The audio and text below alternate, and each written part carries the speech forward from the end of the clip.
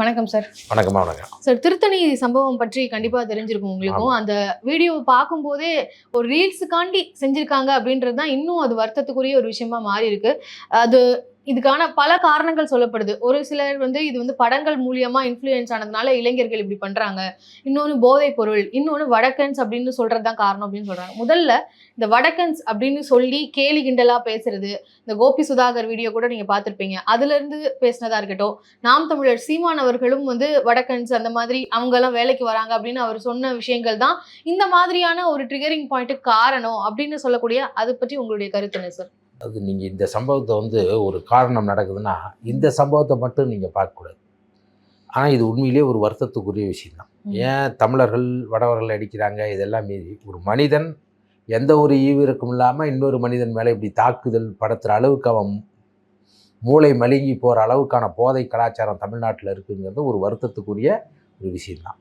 ஆனால் இது நீங்கள் எங்கேருந்து தொடங்குதுன்னு பார்த்தீங்கன்னா, தனியார் மயம், தாளார மயம், உலகமயம் இதெல்லாம் 90களுக்கு பிறகு உள்ளே வந்த பிறகு மனிதர்களை ஒரு சரக்காக பண்டமாக மாற்றி நுகர்வு வெறி கலாச்சாரத்தை இங்கே உள்ள திணிச்சிருச்சு. நீங்கள் பார்த்தீங்கன்னா இது தமிழ்நாட்டில் தான் மட்டும் நடக்குதுன்னா இல்லை இந்தியா முழுக்க நடக்குது. தமிழ்நாட்டில் இப்போ அதிகமாக நடக்குது. அது காரணம் என்னென்னா 2014 மோடி அவர்கள் ஆட்சிக்கு வந்த பிறகு இங்கே மிக எண்ணிக்கையில் அதிகமான எண்ணிக்கையில் இந்த மண்ணிற்கு சம்பந்தம் இல்லாத வெளியில் இருக்கிறவங்க உள்ளே இங்கே இருக்கிறனுடைய வேலை வாய்ப்பு உரிமை மட்டும் இல்லை பண்பாடும் சிதைவதற்கு காரணமாக இருக்கிறாங்க. ஏன்னா நீங்கள் 2014க்கு பிறகு ஏன் இது நடக்குது அப்படின்னா, இதுக்கு முன்னே காங்கிரஸ் ஆட்சியில் இருந்ததுன்னா இருந்தது. இந்தியா முழுமைக்குமே இந்தியாங்கிறது நம்ம சொல்லலை, முன்னாடியாக இருந்த ஐயா அம்பேத்கர் அவர்கள் மூலம் இந்தியாவை முழுமையாக உரிமை கொண்டாட வேண்டும் என்றால் தமிழை தாய்மொழியாக கொண்ட நாகர்கள் தான் கொண்டாட முடியும். அதே மாதிரி பொது உடைமை சித்தாந்தம் பேசி மேற்கு வங்காளத்தினுடைய முதலமைச்சராக இருந்த ஐயா ஜோதிபாஸ் அவர்கள் சொல்லியிருக்காங்க. இல்லை இந்திய தேசியம் பேசுகிற காங்கிரஸ் கட்சியிலிருந்து இளைஞர் காங்கிரஸிலிருந்து இன்றைக்கி மேற்கு வங்கத்தினுடைய முதலமைச்சராக இருக்க மம்தா பானர்ஜி அவர்களும் சொல்லியிருக்காங்க. அதாவது நீங்கள் உலகம் முழுக்க பார்த்தீங்கன்னா ஒரு தேசிய இன அரசுங்கிறது எப்போ தோணுச்சுன்னா பிரெஞ்சு புரட்சிக்கு அப்புறம்தான். தொழில் புரட்சி ஏற்பட்ட பிறகு அங்கே ஒரு மொழி பேசுகிற மக்களுக்கு, அது முதலாளித்துவத்துக்கும் இவங்களுக்குமா நடந்த சண்டையில் ஒரு மொழி பேசுகிற மக்கள் ஒரு ஸ்டேட், அதாவது ஒரு அரசை ஆளுங்கிற எண்ணம் வந்ததுக்கு பிறகு தான் உலகம் முழுக்க தேசிய. ஆனால் தமிழ்நாட்டில் அப்படி இல்லை. சேர சோழ பாண்டியர்கள் ஆடும்போது கூட தமிழ்நாடு, தமிழகம், தமிழ் கூறும் நல்லருகம்னு ஆண்ட ஒரு தமிழ்நாட்டில் இன்னைக்கு தமிழர்கள் தன்னுடைய தேசிய தாயகத்தையும் தேசிய உரிமையும் பாதுகாக்க முடியாத சூழல் இருக்கு. அது காரணம்னா நான் சொன்ன பாருங்க, இந்தியா முழுமைக்கும் இங்கே ஆரிய பார்ப்பன பண்பாட்டு படையெடுப்பின் காரணமாக அருகி கொஞ்சமாக வந்துட்டோம். அதனால தான் அன்றைக்கு இங்கே உலகம் முழுக்க இருக்கிற போது கடல் கோளால் இலங்கை வேற, ஈழம் வேற, தமிழ்நாடு வேறன்னு பிரிஞ்சு போச்சு. இங்கேயும் நம்ம சொல்லல, மகாவம்சத்தில் சொல்கிறான், ஆரிய வர்த்தத்திலிருந்து இங்கேருந்து போன குடியேறிய சிங்கள பௌத்த பேரினவாதம் தான் அங்கே இருக்க தமிழர்களை ஆயுதத்தின் மூலமாக கொஞ்சம் கொஞ்சமாக அவன் நில உரிமை, மொழி உரிமை எல்லாத்தையும் பறிக்கப்பட்டு வேலை உரிமைலாம் கட்டி அங்கேயாவது ஆயுதம் தாங்கி போராடுறாங்க. ஆனால் இங்கே கத்தியின்றி ரத்தமின்றி இந்த வலதுசாரி அரசின் காரணமாக உள்ள திணிச்சிட்டு இருக்கு. இதிலிருந்து தான் நீங்கள் பார்க்கணும். இது உலகம் முழுக்க உலக தொழிலாளர்களே ஒன்று கூடுங்கள், உலகம் முழுக்க பொது உடைமை பேசி கொண்டிருந்த கம்யூனிஸ்ட் கட்சி இது செஞ்சுதான்னா 1999 ஜோதிபாஸ் அரசு வங்காளிகளினுடைய வேலை வங்காளிகளுக்கே அப்படின்னு சட்டம் ஏற்றுறாங்க.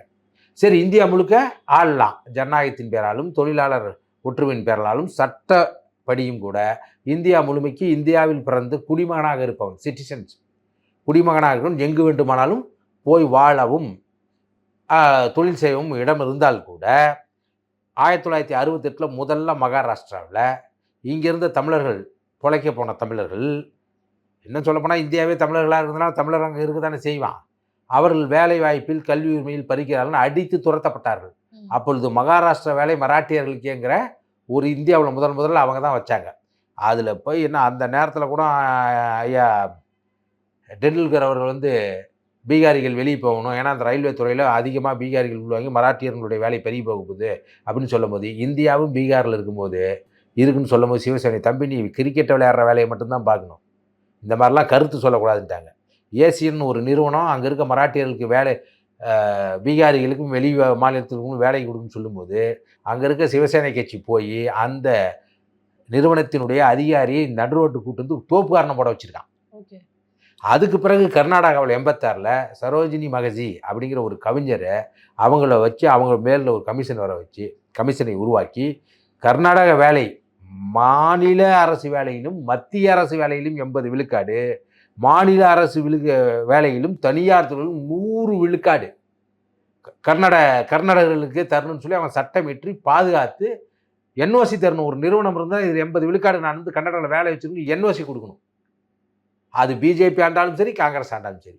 இதே இது குஜராத்தில் 1995ல் அவங்களும் 80 விழுக்காடு குஜராத்தில் வேலை கொடுக்கணும். ஓஎன்சிசியில் அது இந்திய அரசு நிறுவனமாக இருந்தால் கூட மத்திய அரசில் தொடர்ச்சியாக குஜராத்தின் மண்ணினுடைய மக்களுக்கு தான் வேலை கொடுக்கணும்னு அன்றைக்கு தொழில்துறை அமைச்சராக இருந்த விஜய் ரூபணிங்கிறவர் ஒரு சட்டம் ஏற்றி கொண்டு வந்திருக்காங்க. இப்போ நீங்க சொல்லக்கூடிய அரசியல் நம்ம கண்டிப்பா பார்க்க வேண்டிய ஒண்ணுதான். இப்போ வேலை வாய்ப்புகள் அப்படின்றதெல்லாம் சரிதான். ஆனா இவங்க வர்றது வந்து ஒரு பிரிட்ஜ் கட்டுறதுக்கோ இல்ல டீ காஃபி அந்த கழுவுறதுக்கு அந்த மாதிரியான வேலைகளுக்கு தானே வராங்க. அதையே நம்ம வந்து பிரிச்சு பார்க்கணும் அப்படின்னு. இதன் மூலமாக நீங்க என்ன நடக்குது இதை தான் சொல்லிட்டு வரேன். என்னன்னா இது மாதிரி உலக தொழிலாளர்களே ஒன்று கூடுன்னு சொன்ன கம்யூனிஸ்ட் கட்சியும், இல்லை இந்தியா முழுக்க பேசாங்கிற இந்திய தேசிய கட்சியும், இல்லை மாநில கட்சிகளும் அந்தந்த மாநிலத்தின் மண்ணினுடைய மக்களின் வேலை அவங்களுக்கு தான் நிலம் வாங்க கூட தடைங்கிற சூழ்நிலை இருக்கிற போது தமிழ்நாடு தமிழருக்கேன்னு 1938 சொன்ன தமிழ்நாடு இங்கே தொடர்ச்சியாக ஆண்ட அரசுகளால் மாநில உரிமை காக்கப்படவில்லை. அவங்க வராங்கன்னா ஏன் வராங்க? தமிழ்நாட்டில் மனித வளம் இல்லையா? இந்தியாவினுடைய குடும்ப கட்டுப்பாடு திட்டம் போகும்போது அதை திட்டத்தை வந்து கடைபிடித்தவர்கள் இந்த தென்னிந்திய மாநிலத்தில் சேர்ந்தவர்கள் தான். அதன் மூலமாக இப்போ என்ன பறிபோகுது பாருங்க. இன்றைக்கு அந்த பாராளுமன்ற லிமிட்டேஷன் வரும்போது தொகுதியே போகுது. ஒரு சட்டத்தை கடைபிடித்தவனுக்கு வந்து தண்டனை கொடுக்குது இந்த இந்திய அரசு. இது சட்டத்தின் மூலமாகவே நீங்கள் ஏன் இது நடக்குதுன்னா, அன்னைக்கு வந்து பல்வேறு நாடுகள் அரசால் ஆளப்பட்ட வந்த காஷ்மீருக்கு சிறப்பு சட்டம் கொடுத்தாங்க 370. அதேமாதிரி தெலுங்கானாவுக்கு கொடுத்தாங்க, கோவாவுக்கு கொடுத்தாங்க. ஆனால் 1962 58 இந்த பிரச்சனை வந்து புதுச்சேரியில் ஆளுகிற அங்கே தமிழ் மாநிலத்துக்கு அந்த சிறப்பு உரிமைக்குள்ள அப்போ திட்டமிட்டு தமிழர்கள் புறக்கணிக்கப்படுகிறாங்க. அவங்க வந்து இங்கே வேலை செய்யும் போது என்ன ஆகுதுன்னா, என்னுடைய பொருளாதாரம் போகுது. பொருளாதாரம் போகிற மட்டும் பண்பாட்டு சீரழிவு நடக்குது. எப்படி பண்பாட்டு சீரழிவு நடக்குது? எங்களுடைய இது இங்கே வந்து பான் பராக்கு குட்கா எல்லா போதை நீங்கள் குற்ற செயல்கள் பார்த்தா தொடர்ச்சியாக ஏன் ஆளுங்கட்சியில் இருக்கிற எம்எல்ஏவே கொலை பண்ணி பொருள் எடுத்துகிட்டு போயிருக்காங்க. சேலத்தில் ஆட்டையப்பட்டி பக்கத்தில் ஒரு பெயிண்ட் கடையில் இவர்கள் வேறு மாநிலக்காரர்களை வைக்கிற போது அவங்க வந்து பணத்தை எடுத்து அந்த முதலாளியை குத்தி போட்டு போயிட்டாங்க. பெண்களை வந்து நீங்கள் பார்க்குறீங்க வன்புணர்வு செய்கிறாங்க. இதெல்லாம் வந்து ஏன் நடக்குதுன்னா கண்காணிப்பு இல்லாதனால. மனித இவனே தமிழர்கள் அங்கே போய் செய்யலையா பிடிக்கலையாங்கிறது இல்லை. இது ஏன்னா யாரும் இல்லாத கண்காணிப்பு இல்லாத வெளியாரனுடைய வேட்டை காடாக தமிழ்நாடு மாறி. ஆனால் இந்த சம்பவம் அப்படியே அதான் சொல்ல வரேன். அப்படி வருகிற போது அவங்கள கண்காணிக்க வேண்டிய பொறுப்பு யாருக்கு இருக்குது? குறைந்தபட்சம் அந்த வேற ஒரு ஏன் அந்த பசங்களுக்கு தமிழ் மொழி பேசுகிறான்னு வச்சுங்க ஒருத்தன் அவன் எதிர்த்து பேசியிருக்க வாய்ப்பு இருக்குது. இது எங்கே நடக்குது அப்படின்னா, இங்கே வந்து தொடர்ச்சியான உழைப்பிலிருந்தே தமிழ் இளைஞர்கள் அப்புறப்படுத்தப்பட்டு குடி நோயாளிகளாக மாறிட்டான். இது யார் நடந்தது? இங்கே தொடர்ச்சியாக ஆண்ட மதுவிலக்கை கொண்டு வந்த திமுகவாலையும் அதை தொடர்ச்சியாக ஆண்ட அண்ணா திமுகவையும், நான் ஒட்டுமொத்தமாக திராவிட இயக்கம்னு சொல்ல வரல, திமுகவாலையும் அண்ணா திமுகவும் தொடர்ந்து மாறி மாறி ஆண்டு இங்கே குடி நோயாளியாக்கி உழைப்பிலிருந்தே இந்த தமிழ் இளைஞர்களை சமூகத்தை அப்புறப்படுத்திட்டாங்க. இன்றைக்கி ஸ்கில்டு லேபர்னு யாரும் கிடையாது. நீங்கள் குறைந்தபட்சம் ஒவ்வொரு பகுதிக்கும் இப்போ மானாமதுரை அந்த பகுதி பார்த்தீங்கன்னா செம்மண்ணில் அதிகமாக வந்து கைவினைஞ்ச கலைஞர்கள் அதிகமாக இருப்பாங்க. நீங்கள் காரைக்குடி இந்த தேவக்கோட்டை இது மாதிரி பார்த்தீங்கன்னா தச்சர்கள் அதிகமாக இருப்பாங்க. பல்வேறு தொகுதி இப்போ நாங்கள் சேலம் அந்த பக்கம் பார்த்தா கிணறு வெட்டுகிற கல் ஒட்டர்கள், அது கிணறு வெட்டுறது மட்டும் இல்லை, நீங்கள் ஒரு உரல் ஆட்டு உரல் இது அம்மிக்கல் இதெல்லாம் தயாரிக்கிறாங்க. அந்த மாதிரி ஒரு ஸ்கில்டு லேபரே இல்லாத போயிட்டான். ஏன்? எல்லாம் குடிக்க போயிட்டான். அது யாரை கண்காணிக்கிறது? இவங்க. குடியின் மூலமாக என்ன நடக்குதுன்னா பயமற்ற தன்மை வரும். குடிக்க போயிட்டாங்கன்றதை தாண்டி எல்லாரும் வந்து மற்ற வேலைகளை நோக்கி முன்னேற ஆரம்பிச்சிட்டாங்க அப்படின்றது தானே சார். நீங்க விகிதாச்சாரத்தை பார்க்கணும்ல. முன்னேறினவர்கள் இருக்காங்க. விகிதாச்சாரத்தின் அடிப்படையில் இங்கே மொழிப்போர் நடந்த பிறகு ஆங்கிலத்தை அதிகமாக உள்வாங்கிய ஒரு சமூகம் ஆங்கிலத்தின் மூலமாக ஒரு கல்வியை பயின்று இன்னைக்கு உலக நாடுகள்லாம் பரவி இருக்கு. அது வரவேற்கப்பட வேண்டியது தான். ஆனால் அது அதிகமாக இந்த பாதிப்பு அதிகமானு பார்த்தா இந்த பாதிப்பு தான் அதிகம். ஓகே. அது இந்த பாதிப்பு புரியுதுங்களா? அதிகம்னு நீங்க நினைக்கிறீங்களா? இல்ல நான் நினைக்கல. நீங்க சர்வே சொல்லுது இல்ல. ஓ. இன்னைக்கு குற்ற செயல்கள் அதிகமா நடக்குது. எப்படி நீ சின்ன குழந்தைங்க பாலியல் வன்புணர்வு செய்றான். ஒரு பாட்டி, ஒரு வயதான பாட்டியை தரன்னு இழுத்துட்டு போய் இந்த குற்ற செயல் 70 விழுக்காடு வட மாநிலத்தவர்கள் தான் இருக்காங்க. அதுக்காக இது நடந்துன்னு சொல்லவில்லை. இதை கண்காணிக்க வேண்டிய அரசு. இப்போ நீங்க வட மாநிலங்கள்ல நீங்க அசாம், நாகாலாந்து, மிசோ, அருணாச்சல பிரதேசம்லாம் இன்னர் லைன் பெர்மிட் இருக்கு. நீங்க வந்து வரீங்கன்னா எதுக்காக வரீங்க? எங்க தங்குறீங்க? எத்தனை நாள் தங்குறீங்கன்னு ஒரு கண்காணிப்பு இருக்குது. அதை ஏன் தமிழ்நாட்டுல கொண்டு வர முடியல நீங்க உங்களால? அது இந்திய அரசு அனுமதிக்கிறது இல்ல. ஆனா அத இப்போ முதல்வருமே வந்து இப்ப கோபி சுதாகர் எல்லாம் போன்றவர்கள் வந்து அந்த காமெடியா ஒரு கண்டென்ட்ட சொல்லப்போ அவங்கள வடக்கன்ஸ் பரிதாபங்களை நான் பார்த்தேன், இதையாவது மத்திய அரசு பார்க்கணும்னு டேக்லாம் போட்டாங்க. அப்படி வடக்கன்னு சொல்லி கேலி பொருளா மாத்தினதான் ஒரு ஒரு வெறுப்பு ஊற்றுறதுக்காக ஒரு ஹேட்டட கலப்பிச்சு அப்படின்னு சொல்றாங்களே. வடக்கு கோபி சுதாகர் ஒரு தவறு நடந்தால் அதை கண்டிக்க வேண்டிய இடத்துல இருக்கிறோம். கண்டனத்துக்குரிய ஒரு பொது சமூக புத்தியில் தவறான ஒரு கருத்தை விளைவிக்கக்கூடாதுன்னு தான் இருக்குது. ஆனால் இந்த உரிமைகள் பறிக்கப்படுறது தொடர்ச்சியாக சட்டமன்றத்தில் அண்ணன் வேல்முருகன் அவர்கள் தொடர்ச்சியாக பதிவு செய்துக்கிட்டு இருக்காரு. இப்போ கூட போன வாரம் ஒசூரில் நடந்த டாடா நிறுவனத்தில் 40,000 பேரை வேலைக்கு எடுத்திருக்காங்க. 40,000 பேரில் எத்தனை பேர் தமிழர்கள் அப்படிங்கிற ஒரு அறிக்கையை அவங்க கொடுக்கல. இதெல்லாம் யார் பார்க்க வேண்டியது? அரசு பார்க்க வேண்டியது இல்லையா? இதை யார் விளைவிக்கிறா? ஒரு பொறுப்பற்ற ஒரு பிரதமரே இதை பேச வேண்டியது. பீகார் இடைத்தேர்தல் என்ன பேசுகிறார் அவர்? தமிழ்நாட்டில் பீகாரிகள் தாக்கப்படுகிறார்கள் அப்படின்னு தமிழ்நாட்டில் பீகார் பவன், ஒரிசா பவன், இந்த பவன்லாம் இருக்கா இல்லையா? இது என்ன வந்து மத்திய அரசு இந்த ஒன்றிய அரசு ஆளக்கூடிய இடமா? டெல்லியில் இருக்குது ஒரிசா பவன் இருக்குது, தமிழ்நாடு பவன் இருக்குது. இது மாதிரி அங்கே வச்சு இங்கே எதுக்காக வேண்டியிருக்கு? அங்கே இருக்கிற அமைச்சர்களை போட்டு. அது மட்டும் இல்லாமல் இன்றைக்கு இங்கே இருக்கக்கூடிய தலைமை பொறுப்பில் இருக்கக்கூடிய சட்டத்தை பாதுகாக்கக்கூடிய காவல்துறை அதிகாரிகளாலும் சரி, அரசை நடத்துகிற IAS IPS அதிகாரிகளாலும் சரி, பெரும்பான்மையானவர்கள் தலைமை பொறுப்பில் இருப்பவர்கள் வட மாநிலத்தை சேர்ந்தவர்களாக இருக்கிறார்கள். அதாவது இந்த மண்ணிற்கு சம்பந்தப்படாதவர்கள். இந்த மண்ணை பற்றின அக்கறை எப்படி வரும்னு தான் நம்ம கேட்குறோம் இல்லையா? முதலமைச்சர் இல்லை, பிரதமரே அப்படி இருக்கார. ஒரிசாவில் பிஜேபி பட்நாயக்கு நெருக்கமாக இருந்த பாண்டியன் அவர்களை நீ என்ன பண்ணுறீங்க? புவனேஸ்வரர் டெம்பிளினுடைய சாவி தமிழ்நாட்டில் இருக்கான், தமிழர்கள் திருடர்கள் பேசினாரா இல்லையா மோடி அவர்கள்? ஒரு பொறுப்பற்ற தனமாக நடந்துக்கிறாரு இல்லையா? இந்திய தேசியம் பேசுறீங்க, அகன்ற பாரதம் பேசுறீங்க, ஒரே நாடு ஒரே கட்சி ஒரே தேர்தல் பேசுகிற நீங்கள் அங்கே போய் மட்டும் மாநில உரிமைக்கு தேவையான பேசுகிறீங்க. ஆனா இப்போ நீங்க தமிழ்நாட்டுல இளைஞர்கள் வந்து போதைப் பொருளுக்கு அடிமையாயிட்டாங்கன்னு சொல்றீங்க இல்லையா? இப்போ இந்த ஒரு சம்பவத்துல அஷ்ராகார்க் சொல்றாரு, இந்த மாணவர்கள் வந்து போதை எதுவும் கன்சியூம் பண்ணல, அவங்க கஞ்சாவோ இல்ல தண்ணியோ இன்னும் சரியாக தெரியலன்றார். சொல்லிட்டு இன்னும் சரியாக தெரியல அதையே சொல்றாரு. ஆந்திராவிலிருந்து வட மாநிலத்திலிருந்து கிட்டத்தட்ட 60,000 மாத்திரைகள் பிடிக்கப்பட்டிருக்குதுன்னு சொல்றாரு. நீங்க குறைந்தபட்சம் இங்கேயும் இதற்கு முன்பு வடவர்கள் ஆதிக்கம் இங்கே வருவதற்கு முன்பு கொலை நடந்ததால் நடந்தது, திருடு நடக்கும், குறைஞ்சபட்சம் உயிராவது பாதுகாக்கப்பட்டிருக்கும். காரணம் என்ன? எப்பயுமே ஒரு பொழைக்க வரவங்க ஒரு இடத்துல இந்த சட்டம் ஒழுங்கை மீறுபவர்களாக இருக்க மாட்டார்கள்னு பயத்தின் காரணமாக. ஆனால் நீங்கள் கண்காணிக்கப்படலை அப்படிங்கும்போது நம்ம ஏன் வந்தோம், எதுக்கு வந்தோம், எங்கே தங்கியிருக்கோம்னு யாருக்கும் தெரியாத போது அவனுக்கான சுதந்திரம் அதிகமாகிடுது. யாரை வேணாலும் எதை வேணாலும் பண்ணிட்டு தப்பிச்சு போயிடறான். இது நம்ம புள்ளி விவரங்களே சொல்லுதா இல்லையா? முதல்ல இந்த அரசு, இப்போ இருக்க திமுக அரசு இன்னும் டிஜிபியே பொறுப்பு இல்லை. சட்டம் ஒழுங்கை பார்க்கக்கூடிய ஒரு ஆணையாளர், டைரக்டர், ஒரு இயக்குனர், காவல்துறை இயக்குனர் ஒரு பொறுப்பே ஏன் போடல நீங்க? டிஜிபியே கிடையாது, டிஜிபி பொறுப்பு தான் போட்டுறீங்க நீங்க. காரணம் என்னன்னா, வரக்கூடிய தேர்தலில் அவங்க தேர்தல் ஆணையத்துடைய கட்டுப்பாட்டுக்குள் போயிச்சுன்னா நம்ம நினைச்சதை பண்ண முடியாதுங்கிறதுனால பலமுறை சட்டமன்றத்திலையும் நேரிலையும் அறிக்கையின் மூலமாக அண்ணன் வேல்முருகன் அவர்கள் குரல் கொடுத்திருக்கிறார். சீமான் பேசுவதற்கும் அண்ணன் வேல்முருகன் பேசுவதற்கும் நிறைய வித்தியாசம் இருக்குது. இப்போ ஏன் சொல்றேன் அப்படின்னா, நீங்க இதுல வேற சீமான் என்ன சொல்றாரு? கள்ளுக்கடையை திறந்து விடுங்கிறார், நான் குடிச்சுட்டு தான் போவாங்கிறார். இதெல்லாம் என்ன? ஒரு தலைவர்கள் இதுக்கு முன்னிருந்தவர்கள் குடிப்பார்கள் இல்லையாங்கிறதெல்லாம் இருந்தாலும் மறைமுகமாக நீங்கள் ஒரு தலைமுறையை தலைமையேற்று நடந்து கொள்கிற போது நீங்கள் ஒன்றும் காந்திஜி கிடையாது சுயசரிதை எழுதுறதுக்கு இல்லையா? அவர் தான் அதில் நீங்களும் இதெல்லாம். அப்போ எதை மறைக்க வேண்டும் என்று தெரியணும் இல்லையா? நீங்கள் போய் பேச நான் குடிச்சுட்டு தான் கல்லூரி போவேன், எங்கள் கல்லூரிக்கு வெளியே இருக்கும்போது ஒரு புரட்சிகரமாக மாற்றத்துக்கு வர்றதாக கட்சியை நடத்துறேன்னு சொல்கிற நீங்கள் பேசுங்க. அப்போ மற்ற இளைஞருக்கு என்ன ஆகும்? ஏற்கனவே இங்கே வந்து கஞ்சா அப்படின்னு என்ன மெட்டஃபாமின்னு எதோ சொல்கிறானுவ, நமக்கு அந்த பழக்கத்தினால தெரியல. ஆனால் குற்ற செயல்கள் அதிகமாகுது. அப்போ இதை எப்படி தடுப்பீங்க? ஆளுகிற அரசு தொடர்ச்சியாக. காரணம் என்னென்னா, இங்கே இருக்கிற ஒன்றிய அரசு எல்லா உரிமைகளையும் மாநிலத்திலிருந்து அது பறிச்சுக்குது. அப்போ இவன் எப்படி பண்ணுவான்?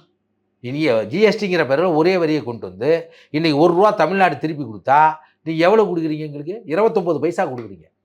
பீகாருக்கு எவ்வளோ கொடுக்குறீங்க? நீங்கள் உத்தரப்பிரதேசத்துக்கு 7 ரூபா கொடுக்குறீங்க, பீகாருக்கு 17 ரூபா கொடுக்குறீங்க.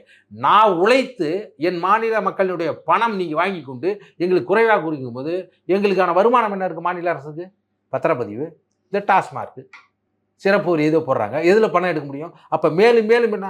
சேலத்தில் ஒரு அதிகாரி வந்து பேசுகிறாங்க, ஏன் இந்த முறை நமக்கு 10 விழுக்காடு குறைஞ்சிருக்கு, எங்கே குடிக்கிற வேலைவாய்ப்பு அலுவலகத்தில் பதிவு செய்யப்பட்டு இத்தனை லட்சக்கணக்கான இளைஞர்களுக்கு வேலை கிடைக்கல, ஏன் சேலத்துலேருந்து டெக்ஸ்டைல்ஸ் இருக்குது, விவசாய பொருள் இருக்குது, அதில் ஏன் குறைஞ்சுன்னு கேட்கல.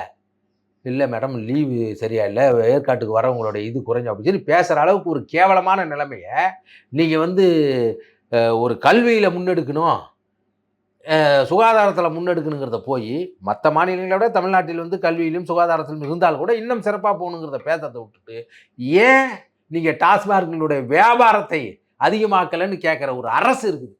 இது மட்டும் இல்லாத மிக முக்கியமான ஒன்று. நீங்க இதுக்கு காரணம் முழுக்க முழுக்க போதைப் பொருள் தான் நம்புறீங்களா சார்? இல்லை, அதுதான் சொல்ல வரோம். போதையும் மிக முக்கியமான காரணம். அதுக்கு பிறகு கல்விக்கூடங்கள். நீங்கள் ஏன் பள்ளிக்கூடத்தில் போய் படிக்கிறோம்? நம்ம வீட்லேயே உட்காந்து படிக்கலாமே. இன்றைக்கு இருக்கிறதுல வீட்டிலே ஒரு ஒழுக்கத்தையும் கட்டுப்பாட்டையும் யூனிட்டியும் ஒற்றுமையும் ஒருமைப்பாட்டையும் பண்பையும் கற்றுக் கொடுக்குற இடம் பள்ளிக்கூடங்கள். இன்னைக்கு பள்ளிக்கூடத்தில் ஆசிரியர்களுக்கான உரிமை இருக்கிறதா? நாங்கள்லாம் சின்ன வயசில் பள்ளிக்கூடம் போகும்போது எங்கள் அப்பா அம்மா என்ன சொல்லுவாங்கன்னா, வாத்தியார்கிட்ட வந்து கண்ணை மட்டும் விட்டு தோலையே உரிச்சிருவோமாங்க. அந்த ஏன்னா நாங்கள்லாம் உள்ளூரில் படிக்கிற போது எங்கள் அப்பாவுடைய பழக்க வழக்கத்தில் எல்லா ஆசிரியர்களும் பழக்கம். எல்லாம் பிராகர சட்டையில் கையெழுத்து வாங்கணும். ஒரு வாத்தியார் வகுப்பு வாத்தியார் தான் அடி வாங்கினா, நான் ஒவ்வொரு வாத்தியார்கிட்டையும் அடி வாங்குவேன். ஓவிய ஆசிரியர்கிட்ட, ட்ரில் மாஸ்டர், பிடி ஆசிரியர். ஏன் அப்படின்னா அவ்வளோ கண்காணிப்பு இருக்கும். இன்னொருத்த வீட்டு பிள்ளையை தான் பிள்ளையாக பார்த்த பண்பு இருந்தது. ஆசிரியர்களுக்கு அவ்வளோ உரிமை இருந்தது. இன்னைக்கு ஒரு ஆசிரியர் ஒரு மாணவனை அடிக்க முடியுமா?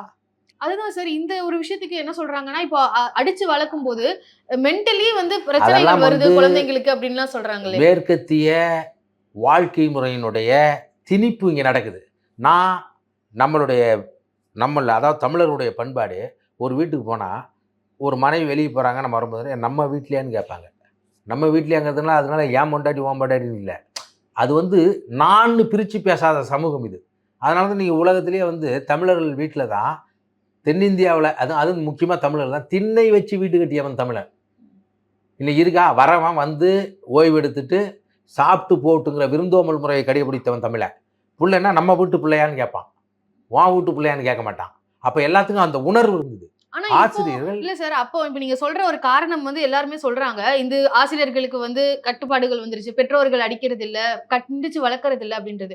ஆனா இப்போ வந்து பாதி சொசைட்டி வளர்க்கக்கூடிய ஒரு சூழல் வந்து உருவாயிருச்சு. அப்போ இருக்கிறத விட இப்போ டிஜிட்டலா நிறைய பாக்குறாங்க, நிறைய விஷயங்களை கத்துக்கிறாங்க, நிறைய விஷயங்களை கன்சியூம் பண்றாங்க, படங்கள் பாக்குறாங்க, டிஜிட்டலா போன் என்னெல்லாமோ பாக்குறாங்க சார். அது மூலமா கத்துக்கிட்டு பண்றாங்க. இப்போ ஒரு வயலன்ஸ் மனநிலையில இருக்கிறவன் நாளைக்கு டீச்சரே அடிச்சா டீச்சர் அடிக்க மாட்டான்னு என்ன நிச்சயம் அப்படின்றது தானே. அதுதான் வாழ்வியல் முறை இருக்குல்ல. சமூகங்கிறது தனியா இல்லை, ஒன்றுக்கு மேற்பட்ட நபர்கள் கூடி வாழ்கிற போது அந்த கருத்து சமூக கருத்தாக வருது. யாருடைய கட்டுப்பாடு? அரசினுடைய கட்டுப்பாட்டில் இருக்குதே இல்லைங்களா? அன்னைக்கெல்லாம் நம்ம பள்ளிக்கூடத்துக்கு போகலன்னா ஆசிரியர்களே வந்த ஒரு காலகட்டம் இருக்குது. அதுக்கு பிறகு மாணவர்கள் போய் கூப்பிட்டு வருவாங்க, என் வீட்டு பக்கத்து வீடுன்னு. இன்னைக்கு இந்த தனியார் கல்விகள் ஊக்குவிக்கப்பட்ட பிறகு யாருக்கும் கடமை ஆயிடுச்சு. அவன் ஏன்னா தகுதியுள்ள ஆசிரியர்கள் கூட குறைவான சம்பளம் கொடுக்குறான். அப்போ அவங்க கடமைக்கு செய்ய வேண்டியிருக்கு, பிடித்து செய்வதை விட. அதுக்காக அரசு பள்ளியில் படிக்க வைக்கிற ஆசிரியர்களே தன்னை விட குறைவாக சம்பளம் வாங்குகிற ஆசிரியர்கள் ஆங்கில பள்ளியில் தன் பிள்ளை சரியாக படிப்பான், கற்றுக் கொடுப்பார்கள் என்ற நம்பிக்கையில் அங்கே அனுப்புகிறாங்க. அப்போ அவங்க வந்து காசு கொடுத்து பள்ளிக்கூடம் சேர்றவனை நீ எப்படி கண்டிக்க முடியும்? ஏன்னா என் காசுல தான் நீ சம்பளமே வாங்குற ஆசிரியர். இல்ல சார், கண்டிச்சாலும் கூட இப்போ இல்லை, அதுதான் சொல்ல வரமா. அடிப்படை புத்தி எப்படி வருதுன்னு கேளுங்க. நான் உங்களுக்கு ஓனராக இருக்கேன், நான் உங்களுக்கு முதலாளியாக இருக்கேன், முதலாளியை நீங்கள் எப்படி கண்டிக்க முடியும்? அப்போ மனநிலை எங்கேருந்து வருது? நீங்கள் மேற்கத்திய சிந்தனைன்னு உள்ளே இங்கே கொண்டு வந்து குழந்தைங்கள நம்ம நம்ம நம்ம வீட்டு அக்கா தங்கச்சாலாம் ஒரு உறவு என்னதான் இருந்து பேசினாலும் ஒரு வயதுக்கு வர வரைக்கும் நம்ம வந்து ஒரு தொட்டு பேசுகிற பழக்கம் இருக்குது. நம்மளுக்கு பேட் டச்சு, இந்த டச்சு, அந்த டச்சுன்னு சொல்லி நீங்கள் சித்தப்பன் பெரியப்பன் மாமன் மச்சான் தொடாத அளவுக்கான ஒரு சூழ்நிலையை உருவாக்குறான். எல்லாத்துக்குமே ஒரு லிமிட் இருக்குது. உன் வாழ்க்கை முறை வேறையா இருக்குது. உனக்கு 14 வயசுல வீட்டை விட்டு துரத்தி விட்டுறான் யூரோப்பியன் கண்ட்ரிஸில். நீ போய் சம்பாரிச்சு இல்லை வீட்டை விட்டு போய் படி. நம்ம அப்படி இல்லையே. திருமணம் செய்து கொடுத்து கூட தாய்மாமன் உறவுல எல்லாத்தையும் பாதுகாக்கிறதா இருக்குதே. அப்படி ஒரு இந்த சமூகமாக இருந்ததில் நீங்கள் வந்து ஆசிரியர்களுக்கு கட்டுப்பாடாக போடுறீங்க. நாங்களாம் பள்ளிக்கூடத்துக்கு போகும்போது ஒவ்வொரு வயலையும் எங்கள் ஊரில் இருக்க எங்கள் வரதன்னு ஒரு வாத்தியார் இருப்பார். அவர் 8ஆவதுக்கு தான் வாத்தியாராக வந்தார்.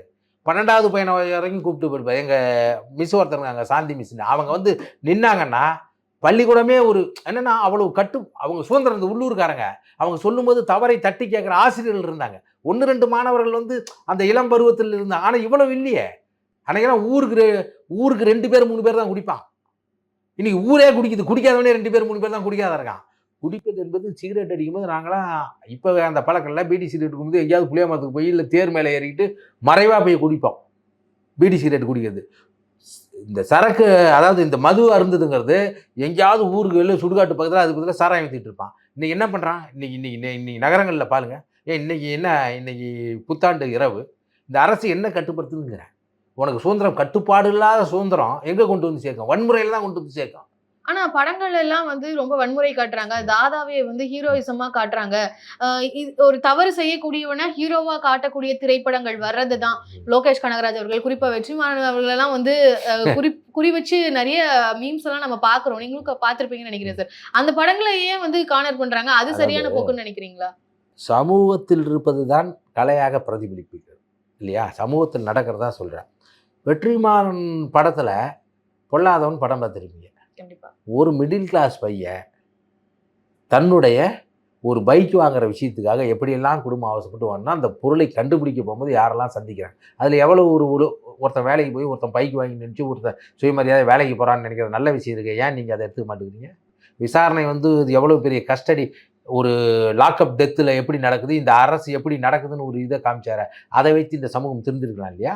விடுதலை 1-2 மிகப்பெரிய போராளிகளை படத்தில் பதிவு செய்திருக்கு. அதெல்லாம் கெட்ட படமா? அசுரன்கிற ஒரு படம் நீ வந்து படிடா அப்படின்னு சொல்கிற படமா? அதில் இருக்க நல்லதை தானே நீங்கள் எடுத்துக்கணும். ஆனால் கலைஞர்களுக்கு பொறுப்பு இருக்கு. இன்றைக்கு காதலும் வீரமுமா இருந்த அறத்தோடு சேர்ந்த தமிழருடைய வாழ்வு முறை நீங்கள் பார்த்தீங்கன்னா 11 கீழ்கணக்கு 11 மேல் கணக்கு இந்த புத்தகம்லாம் பார்த்தீங்கன்னா திருக்குறள், இனியவை 40, இன்னா 40, நான்மடிக்கடிகை, நாலடியார் எல்லாமே அறத்தை பற்றியே தான் பேசிட்டு இருக்க புத்தகம். ஆனா அதே தமிழ் தான் சார் யாதும் ஊரே யாவரும் கேளீர்னு சொல்லுது. அதான் சொல்றேன். நம்ம யாதும் ஊரே யாவரும் கேளுன்னு அன்னைக்கு நாங்கள் சொன்னதனுடைய நிலைப்பாடு தான் இன்னைக்கு வந்து சுருகி போயிருக்கிறான். தவறல அதே மனநிலையில் இருக்கு. எல்லாரும் வந்து எல்லா ஊரும் யா ஊரும் நான் சொல்றேன். எல்லா ஊரும் அவன் ஊருன்னு தானே அவன் நினைக்கிறான். நான் என் உறவினர் நினைக்கிறேன். எங்களை யாரும் நினைக்கிறது. இந்த இந்திய அரசு சட்டத்தின் மூலமாக கோவாவுக்கு சிறப்பு சலுகை அளிச்சிருக்கிறது, தெலுங்கானாவுக்கு சிறப்பு சலுகை, காஷ்மீரில் இருந்து தூக்கிட்ட. ஆனால் நீங்கள் தமிழ்நாட்டுக்கு நீங்கள் புதுச்சேரிக்கு ஏன் கொடுக்கல? வட மாநிலங்களுக்கு கொடுத்துருக்கீங்க. எதுக்காக கொடுக்கல? குறைந்தபட்சம் நாங்கள் வந்து இன்றைக்கி 12 கோடி பேர் இருக்கோம். நீங்கள் 140 கோடி இந்திய மக்கள் தொகை ஆயிடுச்சு. நீங்கள் ஒற்றுமையாக வாழணுங்கிறது ஓகே இருக்கணும். ஒரே மாதிரி வாழணுன்னு நீ சொல்கிற. உன் உணவு வேறு, என் உணவு வேறு, உன் உடை வேறு, என் உடை வேறு, உன் மொழி வேறு, என் மொழி வேறு. காரணம்னா தட்பவெட்ப சூழ்நிலை தான் என்னுடைய குரல் வளத்தையே தீர்மானிக்குது. அப்போ எப்படி இருக்க முடியும்? நாங்கள் ஒற்றுமையாக இருக்கணும். நீ எங்களை என்ன பண்ணுற? ஒரே மாதிரி இருக்குன்னு சொல்கிற. சொல்லிட்டு என்ன பண்ணுற? நீ இந்தியை திணிச்சா தானே நீ வந்து தமிழ்நாட்டுக்கு கூறக்கூடாது. இந்திக்காரனே திணிச்சா நீ என்ன பண்ணுவேன்னு அவன் கேட்குறான்.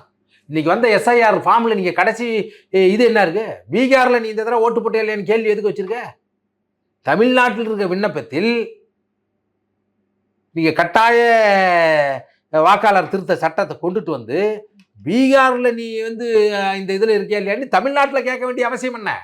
அப்போ மத்திய அரசு, அதாவது ஒன்றிய அரசு திட்டமிட்டு நீங்கள் இங்கே திணிக்கிறீங்களா இல்லையா? அதாவது ஒன்றை சார்ந்து தான் ஒன்று இருக்குது. திடீர்னு அந்த பசங்க போய்னா அது அரசினுடைய கட்டுப்பாட்டில் இருக்க வேண்டியது. ஆனா அந்த 17 வயது சிறுவர்களுக்குள்ள ஒரு ரீல்ஸ் மோகத்துல இப்படி காமிக்கிறதா, இப்படி காமிக்கிறது, இதெல்லாம் பண்ணி பண்றாங்கன்னா இது வந்து இதுக்கும் அரசு தான் காரணம். இது கட்டுப்பாடு விதிக்க வேண்டிய கடமை ஒளிபரப்பு அமைச்சகத்தில் இருக்கிறதா இல்லையா? நீங்கள் ஒவ்வொரு ஊர்லேயும் ஒரு சட்டம் இருக்குது. நீங்கள் வேறு நாட்டில் போர்னோ ஃபிலிம் நிறையா பார்க்கலாம். இந்தியாவில் பார்க்க முடியாதா? பார்க்க முடியாது. சைபர் கிரைம் போலீஸ் எதுக்கு இருக்குது? மத்திய அரசு இருக்கும் இருக்குது, மாநில அரசு இருக்குது. ஏன் அதை உங்களால் தடுக்க முடியல? காரணம் கட்சியினுடைய இது இருக்குது இல்லையா? கட்சியினுடைய அமைப்பு முறை இருக்குது. நீ அதிமுக திமுக வந்து தொடர்ச்சியாக நீ ஏன் திமுகவை நம்ம குற்றம் சொல்கிறோன்னா, திமுகவில் தான் 65 வருஷம் அந்த கட்சியிலிருந்து நம்ம திமுகவை சொல்கிறோம், திராவிடத்தை சொல்ல. தொடர்ச்சியாக மாவட்ட செயலாளர்கள், ஒன்றிய செயலாளர்கள் வாரிசு அரசியல் நீடித்து இருக்கும்போது அவர்கள் இந்த வாக்கை பெறுவதற்கான பணத்தை பெறுவதற்காக தொடர்ச்சியாக நடக்கிற குற்ற சம்பவங்களை எல்லாம் ஊக்குவிக்கிறார்கள். அப்போ நீங்கள் என்ன பண்ணுறீங்க? அவங்கள கட்டுப்படுத்த முடியாத சூழல் இருக்குது. பாரதிய ஜனதாவில் இன்றைக்கு தமிழ்நாட்டில் இருக்கிற அத்தனை A+, AA+ எல்லா குற்றவாளிகளும் பாரதிய ஜனதாவில் இருக்கான். ரெண்டாவது எங்கே இருக்கான்? திமுகவில் இருக்கான். ஏன் அதிமுகவில் குறைவாக இருக்குன்னா, அதிமுக ஜெயலலிதா அம்மையார் இருக்கிற வரைக்கும் தொடர்ச்சியாக இவன் தான் மாவட்ட செயலாளர், இவர் தான் அமைச்சர், இவர் தான் இருக்க முடியாது. நினைச்சா அந்த அம்மா மாற்றிக்கிட்டே இருக்கும். தன்னுடைய பதவியை தக்க வைத்துக் கொள்வதற்காக தப்பை செய்யாமல் அவன் வந்து கண்காணிப்பாக இருப்பான். ஆனால் இங்கே அப்படி இல்லையே, உனக்கு எழுதி கொடுத்த மாதிரி ஆயிடுச்சே. விழுப்புரம்னா பொன்முடி இருப்பார், தஞ்சாவூர்னா டிஆர் பால் இருப்பார், சேலம்னா வீரபாண்டியன் இருந்தார், இப்போ ராஜேந்தர் இருக்காரு. இப்படி தொடர்ச்சியாக இருக்கிற போது நீங்கள் அங்கே இருக்கிற குற்ற செய்ய பொறுத்து கொள்ள வேண்டியிருக்கு. இது அரசாங்கம் மட்டும், மக்களால் தேர்ந்தெடுத்த அரசு பிரதிநிதிகள் தான் காரணமானா அரசு அதிகாரிகளும் காரணம். 100 விழுக்காடு குறைஞ்சபட்சம் எடுத்துக்கிட்டா தமிழ்நாட்டில் ஒரு 5 விழுக்காடு நேர்மையான அதிகாரிகள் தான் பெருசு. எனக்கு தெரிஞ்சு ஏற்கனவே நான் திருந்தி வாழணும்னு சொல்கிற நிறைய ஏற்கனவே குற்றம் செய்தவர்களை அரசு அதிகாரிகளே காசு கொடுத்து நீ கஞ்சா செய்யு, இது பார் ஓட்டு, ரெக்ரேஷன் கிளப்புங்கிற பேரில் நீ விபச்சாரம் செய்யுன்னு பணத்தை கொடுத்து அவர்கள் செய்ய வைக்கிறார்கள். அப்போ இது அரசாங்கத்துக்கு இருக்க மாதிரி அரசு அதிகாரிகளுக்கும் காரணமாக இருக்கு இல்லையா? அந்த 17 வயசு பையனுடைய மனநிலை பாதிக்கப்படுற அளவுக்கு இந்த சமூகம் இருக்குது இல்லையா? இதை கட்டாயமாக கண்டிக்கணுமா இல்லையா? அது யார் செய்வது? இங்கே இப்போ தேர்தல் வந்துருச்சு, தேர்தலுக்காக நீங்கள் அந்த பையன் என்ன சமூகம்னு பார்ப்பீங்க, என்ன சாதின்னு பார்ப்பீங்க. அதான் சொல்றாங்க, கானா பாடல்லாம் ஒழிக்கணும்லாம் சொல்லி பேசுறாங்க. அதாவது கானா பாடல், அதாவது நீங்கள் எப்படி இருக்குன்னா அதை சரி செய்ய வேண்டும் இல்லையா? கானா பாடல் என்பது நாட்டுப்புற பாடல் என்பது அது வந்து இந்த மண்ணின் சேர்ந்த ஒரு இசை இல்லைங்களா? அவன் தன்னுடைய இந்த அரசு கட்டுப்படுத்தப்பட்டு சாதி ஆதிக்கத்தால் ஒடுக்கப்பட்ட ஒரு சமூகம் தன்னுடைய பாடலின் மூலமாகத்தான் அதை வெளியே கொண்டு அவனுடைய விடுதலைக்கோ இல்லை அவனுடைய வழியினுடைய விடுதலைக்கோ அவன் போடும்போது கானா பாட்டிலே எப்படி ஆடுறான். உண்மையிலே சொல்ல போனாங்க, இந்த சென்னை கெட்டு போனது இந்த மண்ணில் வாழ்கிற பூர்வ குடிகளால் அல்ல. எப்படி நீங்கள் வடவர்கள்லாம் இங்கே வராங்களோ அதுபோல இந்த இந்த ஆட்சி முறை அதிகார முறையினுடைய தவறான கொள்கை வகுப்பால் நீங்கள் ஒட்டுமொத்தமாக எல்லா இடத்துலையுமே ஒரு அதிகாரத்தை குவிக்காமல் பரவலாக்கப்படாமல், இல்லை இந்த கட்டுமானத்தை ஒரே இடத்தில் குவிக்காமல் பரவலாக்கப்படாமல் காரணத்தால் இங்கு வந்தவர்கள் இந்த மண்ணிற்கு மொழி ஒன்று பேசினால் கூட இந்த மண்ணில் பிறக்காத பல பேர் தான். இன்றைக்கி நீங்கள் சென்னையில் எங்கேயாவது போங்க, கீழே விழுறான், ஒரு ஆட்டோவில் ஒரு விபத்தாகுதுன்னா வந்து பயப்படாத தூக்கி அவனுக்கு வந்து முதலுதவி செய்கிறவன் இந்த சென்னையில் பிறந்து வளர்ந்தவனாக தான் இருப்பான். நீங்கள் வந்து அவனை போய் இந்த பூர்வகுடியை போய் கானா பாட்டு பாடுறதுனால தான் இருக்குன்னா நீங்கள் அந்த பிடிச்சவங்களாம் நீங்கள் ஆராய்ச்சி பாருங்கள், அவங்க அப்பா தாத்தா வேற எங்கேயிருந்து தான் வந்திருப்பான். அதனால் நீங்கள் இது மாதிரி ஒரு பூர்வ குடிகள் மேலே குற்றம் சுமத்துவது வந்து இது வேற பரப்புற விஷயம். கானா பாட்டாலெல்லாம் நடந்தா கானா பாட்டில் எவ்வளோ நல்ல விஷயங்கள்லாம் கூட இருக்குது இல்லைங்களா? இது அரசு ஒழுங்குபடுத்தணுங்கிறேன். ஏன்னா நீங்கள் அதான் நான் சொல்கிறேன்னா, கல்வியை முறைப்படுத்தணும்.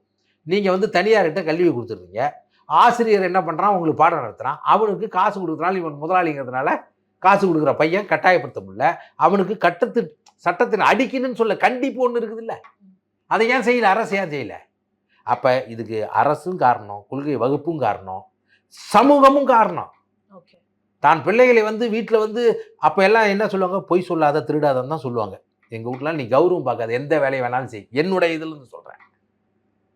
பொய் சொல்லாத. இன்னைக்கு என்ன சொல்கிறாங்க, அன்றைக்கு இருந்த வாழ்க்கை முறையில் தான் சுயமாக வாழணும்னு நினச்சாங்க. நீ வந்து விவசாயியும் நெசவாளர்களும் மீனவர்களும் தன் கையை கொண்டு உழைக்கிற உழைப்பாளிகளாக அன்னைக்கு இருந்தாங்க. ஏன்னா அது மட்டும்தான் நீங்கள் எதையும் எதிர்பார்க்காது. ஏன் அவங்களுக்கு கோவம் வருதுன்னா, நிலத்துக்கு போனால் அன்னைக்கு உழைச்சா காசு, கடலுக்கு போனால் அவனுக்கு காசு, கோவம் அதிகமாக இருக்கும். இன்றைக்கு நகரமயமாக்கல் வந்த பிறகு உலகமயம், தனியார் மயம், தாராளமயம் வந்து நகரமயம் வந்த பார்த்து மக்கள் உதிரிகளாகிறாங்கன்னா, நீ வந்து கிராம பகுதியில் இருக்கிற வரைக்கும் ஒன்று தான் கிராமத்தில் சாதி ஆதிக்கத்தை தவிர மீதி எல்லாம் பார்த்தா அங்கே நல்ல காற்று இருக்கும், நல்ல தண்ணி இருக்கும், நல்ல சோறு இருக்கும், நல்ல மனுஷனும் இருப்பான். இங்கே எதுவுமே இல்லை, நல்ல மனுஷன் மட்டும் எப்படி இருப்பான்? ஏன்னா இங்கே எல்லாம் வந்து நம்ம தண்ணியை கெடுத்தோம், காற்றை கெடுத்தோம், மனுஷனையும் கெடுத்துட்டோம். அப்போ இந்த நகரமயமாக்கல் மூலமாக என்ன ஆகுதுன்னா, முதலாளித்துவம் ஏன் அதை வளர்க்கும்னா, கூட்டு குடும்பமாக இருக்கும்போது உங்களுக்கு ஒரு சைக்கிள் தான் தேவைப்படும், அதிகபட்சம் வசதியாக இருந்தால் ஒரு புல்லட் தேவைப்படும், ஒரு டிராக்டர் தேவைப்படும், இல்லை அதிக பணக்காக இருந்தால் ஒரு கார் தேவைப்படும். உங்களை உதிரிகளாக்கினா ஒரு கூட்டு குடும்பம் 4 குடும்பமாக சிதறி போச்சுன்னா 4 வீடு தேவைப்படுது, 4 மிக்சி தேவைப்படுது, 4 கிரைண்டர் தேவைப்படுது, 4 பீரோ கட்டெல்லாம் தேவைப்படும்போது உற்பத்தி செய்கிற பொருட்களை உங்கள் மூளையில் திணிப்பதற்கு விளம்பரம் தேவைப்படுகிறது, விளம்பரம் செய்வதற்கு கவர்ச்சி தேவைப்படுகிறது, கவர்ச்சி செய்வதற்கு நடிகைகள் தேவைப்படுகிறது, அதுக்கு சினிமா தேவைப்படுகிறது. அப்போ இத்தனையும் இங்கேருந்து செய்து எல்லாத்தினுடைய தோற்றம் பார்த்தீங்கன்னா முதலாளித்துவ தோற்றம் தான். நான் நடுவு சொன்ன காதலும் வீரமும் அறத்தோடு வாழ்ந்தவர் தமிழர்களை காதலை ஆபாசமாகவும் வீரத்தை வன்முறையாகவும் திணித்தது இந்த முறையில்லாமல் ரெஸ்பான்சிபிலிட்டிஸ் என்னான்னு தெரியாத இந்த கலைஞர்களால் தான்.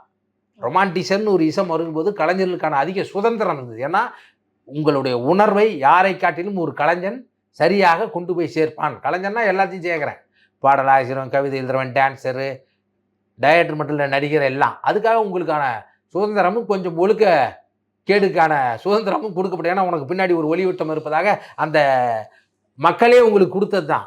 அது இன்னைக்கு என்ன ஆயிடுச்சு? தவறாக. அது காரணம் என்ன? எப்படி திரையை கையாளுவது. திரைனா ஃபிலிம் மட்டும் கிடையாது, இன்னைக்கு வந்து நீங்கள் செல்ஃபோன் இல்லாத ஒருத்தன் இல்லை, ஸ்க்ரீனை எப்படி கையாளுறது அப்படின்னு நீங்கள் குழந்தைங்களுக்கு சொல்லி தரணுமா இல்லையா? இதுவும் அரசினுடைய தவறு தான். ஃபிலிம் அப்ரிசியேஷன் இருக்கிற போது ஸ்க்ரீன் அப்ரிசியேஷன் ஒரு கோர்ஸை கொண்டு வரணும். நீங்கள் உங்கள் பள்ளிக்கூடத்தில் வாரத்துக்கு ஒரு தடவை ஓவிய பீரியட் வைக்கிறான், 2 பேர் வந்து பிடிபி விளையாட போகிறான். ஆனால் முடிச்சுட்டு வந்து எத்தனை பேர் விளையாட்டுக்கு போகிறான், எத்தனை பேர் ஓவியம் வரைகிறான்? கிடையாது. ஆனால் பிறக்கிற குழந்தை 2 வயசு 3 வயசுலேருந்து சாவ போகிற கிழமை வரைக்கும் இன்றைக்கி அலைபேசி இல்லாமல், இணையதளம் இல்லாத எதுவுமே நீங்கள் இல்லை. திரை இல்லாமல் ஸ்க்ரீன் பேபின்னு எதுக்கு சொல்கிறோம்? திரையை பார்க்காமல் யாரும் பிறப்பதும் இல்லை, சாவதும் இல்லை. அப்போ அதை எப்படி கையாளுன்னு கற்றுக் கொடுக்க வேண்டிய பொறுப்பு இந்த அரசுக்கு இருக்குதா இல்லையா? நீ எல்கேஜி யூகேஜிலேருந்தே அதை கொண்டு வரணும். இன்றைக்கி அதிகமாக குழந்தைகள் இந்த திரையை பார்க்கறதுல பேச முடியலங்கிறான். ஏன்னா அடிக்ட் ஆகிடுறாங்க. பாட்டை போட்டு தான் சாப்பாடு போடுறான், இல்லை கொக்கோ மில்லன்னு ஏதோ ஒன்று போடுறாங்க. குழந்தைங்க விட்டுட்டு அம்மா அது பார்க்குது, அது ஒரு ஃபோனில் தான் பேசிகிட்டு இருக்குது.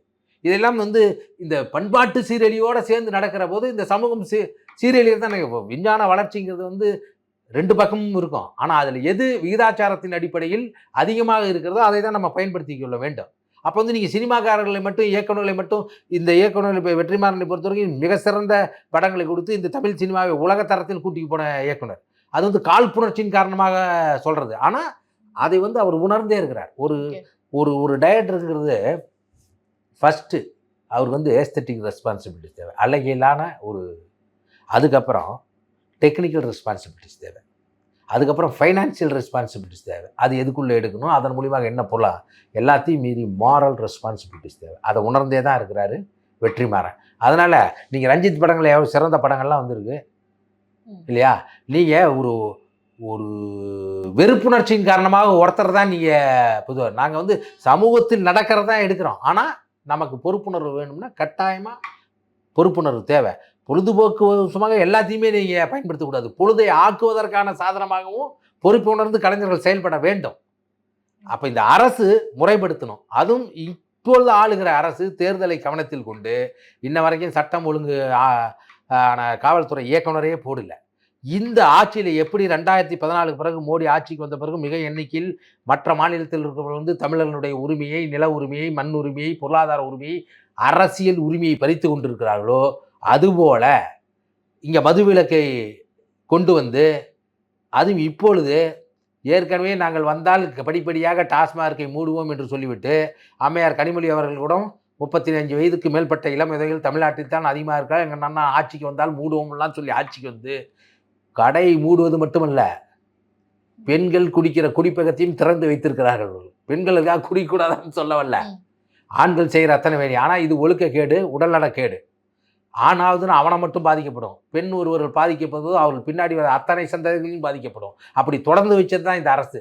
அதனால் கட்டாயமாக இந்த அரசு முறைப்படுத்தப்பட்டு நெறிப்படுத்தப்பட்டு ஒரு விழிப்புணர்வை ஏற்படுத்தி இந்த சட்ட ஒழுங்கை பாதுகாக்க செயல்படணுங்கிறதா நம்மளுடைய கருத்து. ஓகே சார், நிறைய விஷயங்கள் இதுக்கான முதல் காரணம் என்ன அப்படின்றத உங்களுடைய பார்வையிலிருந்து நிறைய விஷயங்களை எங்ககிட்ட ரொம்ப தெளிவாக எடுத்துரைச்சிங்க. மிக்க நன்றி. நன்றி.